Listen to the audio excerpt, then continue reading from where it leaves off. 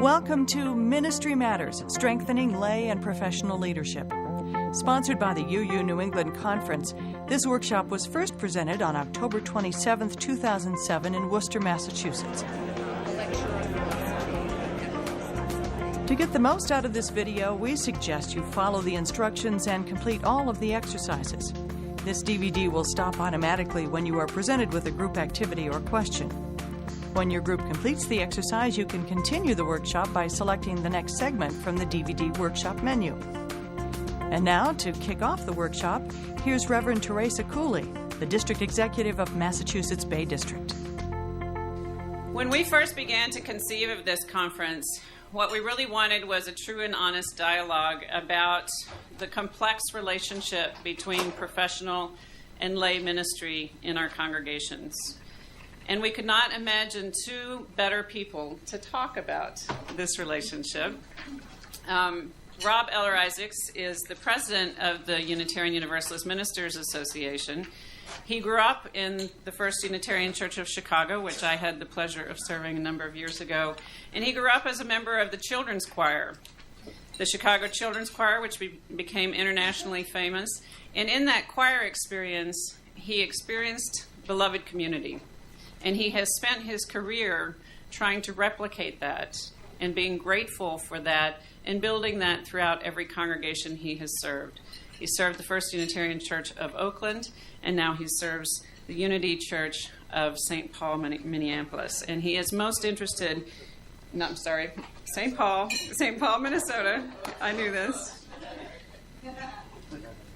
And he and his life partner, Jan Eller-Isaacs, are creating a ministry which is dedicated to fostering a notion of shared ministry. He is one of the architects of the notion of shared ministry, and so we're very grateful to have him here to be with us this morning. We also have Jenny Corder, who is the moderator of the UUA, has been since 2003. She, before that, served, 4,000 years on the Board of Trustees? Something like that. And was known as one of the few people that could make the financial report at the General Assembly a really interesting report. She has been a dedicated layperson. Professionally, she writes technical manuals. She's written over 30 books trying to explain to people like me how to use those machines out there. And she is so much more than that. She is a dedicated layperson of great spiritual depth and great dedication to this faith. So let us give a warm welcome to Jenny Corder and to Rob Eller-Isaacs.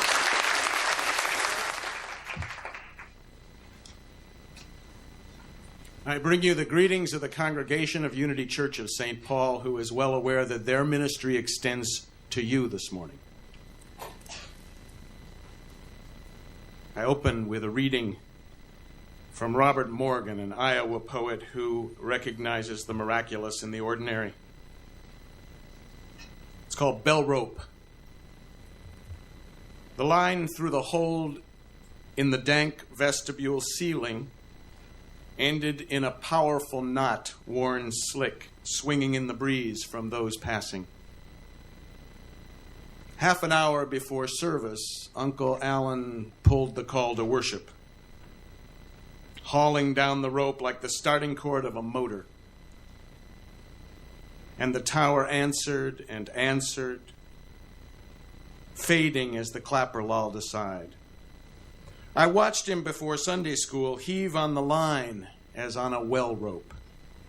And the wheel creaked up there as heavy buckets emptied out their startle and spread a cold splash to farthest coves and hollows, then sucked the rope back into the loft, leaving just the knot within reach, trembling with its high connections. Madam Moderator.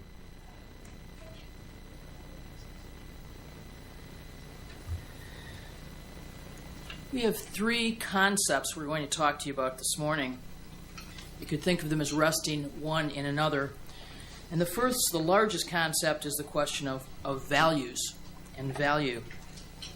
The question of what are my values, what do I value, if you think of those as two different concepts and yet concepts that are linked together.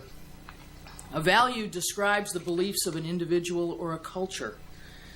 And a set of values, when you put them all together, can be conceived of as a value system.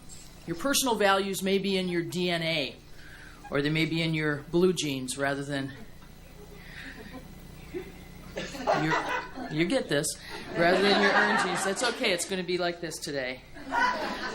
So values are a set of concepts that you put together about how you might want to live. Values help you tell right from wrong, good from bad. They're used in decision making.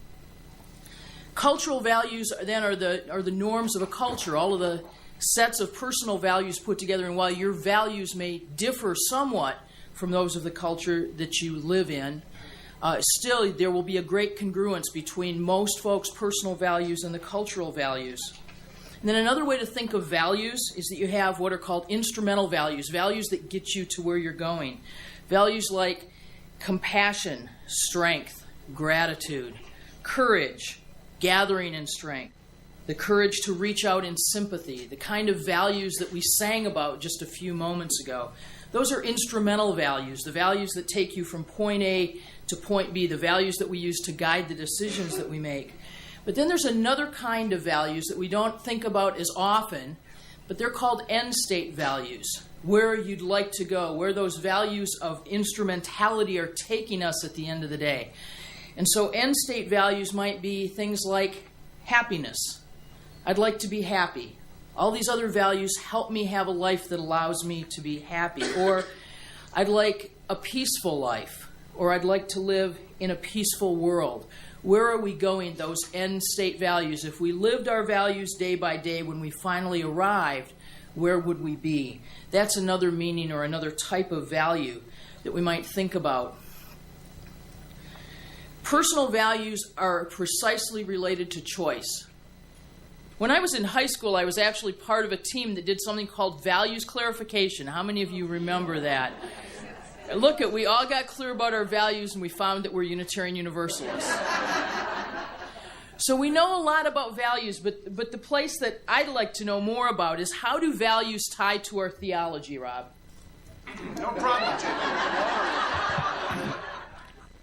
One of my mentors, Brandy Lovely, who once served the church in Hingham, old ship in Hingham, used to say, if you want to talk to Unitarian Universalists about God, use the language of values.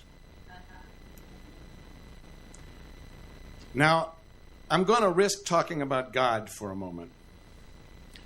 Talking about the all in all, the undifferentiated, that which sustains, inspires, and destroys us, that which is so much larger than we can imagine,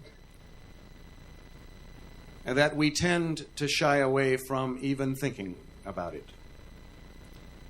However, the contemplation of the magnitude of God leads us into conversations of value. Conversations from which, as Adrienne Rich says, the truth again and again emerges moist and green. I'm not here to tell you the truth, nor am I here to lie to you.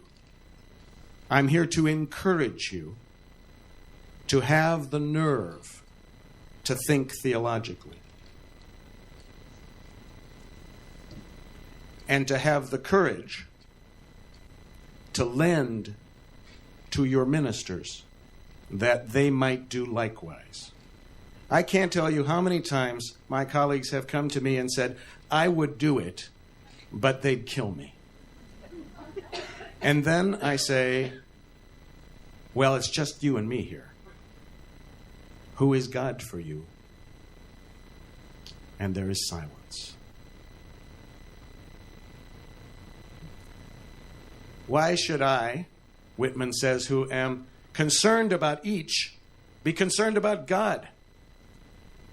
I worry about God not in the least, for I know that wheresoever I go, I shall find letters from God dropped in the street, and each one is signed by God's name. Given that God is the all and all, there is very little we can actually say about God. But one thing I know is that how we live our lives matters. And so, if we can develop a template of values which we use when we make decisions about what we're going to do, how we're going to act, how we invest our resources, including this brief span of days and years, if we can create that template against which to judge our actions and measure our progress, we will have produced a very useful document indeed. Excellent. Thank you. So, we're actually putting you to work this morning in case you thought this was just ease back and listen. We need you to be in groups of 5. Each table is how many people? 10. Wow. What's half of 10? Okay. So what you're going to do is sort of split the table in half and turn a little bit towards each other. And we're going to have you discuss a topic. During that time, Post-it notes are going to come around. Rip 3 off a pad. Actually, you don't have to rip them. You can kind of pull them because they're sticky. And keep those because you're going to need them during this time. What I'd like you to do is take just a moment to think quietly first. And here's your focus. We're going to ask you to describe a personal experience that you might understand as holy.